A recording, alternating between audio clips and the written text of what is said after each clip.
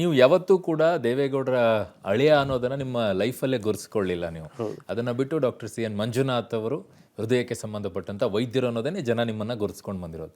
But ಈಗ sudden ಆಗಿ ಬಿಜೆಪಿಯಿಂದ ಅಭ್ಯರ್ಥಿಯಾಗಿ ಕಣಕ್ಕಿಳ್ತೀರಿ. ಜನ ಹೇಗೆ ಸ್ವೀಕಾರ ಮಾಡಬೇಕು, ಹೇಗೆ ಸ್ವೀಕಾರ ಮಾಡ್ತಾರೆ ಅನ್ಸುತ್ತೆ ನಿಮಗೆ? ಈಗ ಆಲ್ರೆಡಿ ನಾನು ಸುಮಾರು ಕ್ಷೇತ್ರಗಳಿಗೆ ಭೇಟಿ ಕೊಟ್ಟಿದ್ದೇನೆ. ತುಂಬ ಖುಷಿಯಾಗಿದ್ದಾರೆ. ಅವರು ಓಪನ್ ಆಗಿ ಎಕ್ಸ್ಪ್ರೆಸ್ ಮಾಡ್ತಾರೆ. ನೀವು ಬಂದಿರೋದು ನಮ್ಗೆ ಬಹಳ ಖುಷಿ. ಸೊ ನಿಮಗೆ ಮತ ಕೊಡೋದು ನಮಗೆ ಬಹಳ ಖುಷಿ ಅನಿಸುತ್ತೆ. ಇನ್ನು ಕೆಲವರಂತೂ ತುಂಬ ಎಂಥ್ಯೂಸಿಯಾಸಮ್ ತುಂಬ ಜಾಸ್ತಿ ಆಗಿ ಇಲ್ಲ ನಾವು ಕಾಯ್ತಾ ಇದ್ವಿ, ನಿಮ್ಮಂಥವ್ರು ಬರಬೇಕು ಅಂತ ಕಾಯ್ತಾ ಇದ್ವಿ ಅಂತಲೂ ಎಕ್ಸ್ಪ್ರೆಸ್ ಮಾಡ್ತಾರೆ. ಸೊ ಹೀಗಾಗಿ ಒಂಥರ ಏನೋ ಒಂದು ಬಬ್ಲಿಂಗ್ ವಿತ್ ಎಂಥ್ಯೂಸಿಯಾಸಮ್ ಅಂತಾರಲ್ಲ, ಆ ಥರ ಇದೆ ಯಾವುದು ಜನರಲ್ಲಿ ಭಾವನೆ. ಬಟ್ ನೀವು ರಾಜಕೀಯಕ್ಕೆ ಬಂದಾಗಿದೆ. ಬಟ್ ನೀವು ಪದೇ ಪದೇ ಒಂದು ಮಾತನ್ನು ಹೇಳ್ತಾ ಇದ್ದೀರಿ, ನಾನು ರಾಜಕೀಯಕ್ಕೆ ಬಂದಿರೋದು ರಾಜಕೀಯ ಮಾಡೋಕ್ಕಲ್ಲ ಅಂತೇಳಿ. ಏನು ಮಾಡೋಕ್ಕೆ ಬಂದಿದ್ದೀರಾ ಡಾಕ್ಟ್ರೆ?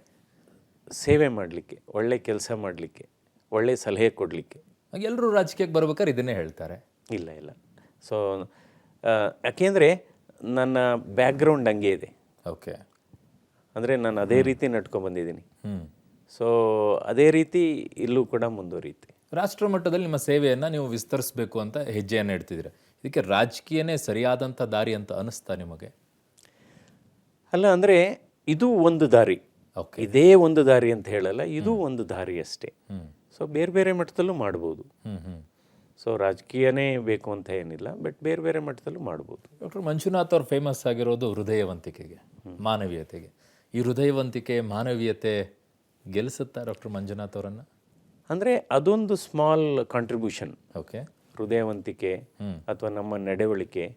ಯಾಕೆಂದರೆ ನಮ್ಮ ನಡೆ ನುಡಿ ಅದು ಕೂಡ ಒಂದು ಆಸ್ತಿ.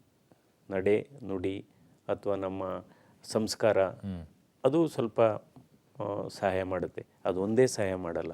ಓಕೆ. ಸೊ ಇಲ್ಲಿ ನಾವೇನಾಗಿದೆ, ನಾನು ಇವತ್ತು BJP ಮತ್ತು JDS ಅಭ್ಯರ್ಥಿಯಾಗಿ, NDA ಅಭ್ಯರ್ಥಿಯಾಗಿ BJPಯಿಂದ ಸ್ಪರ್ಧೆ ಮಾಡಿದ್ದೇನೆ.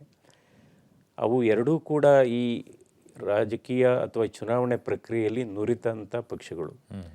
ಸೊ ಇಬ್ಬರೂ ಕಾರ್ಯಕರ್ತರು ಎಲ್ಲ ಒಂದು ಒಗ್ಗಟ್ಟಿನಿಂದ ಕೆಲಸ ಮಾಡ್ತಾ ಇದ್ದಾರೆ.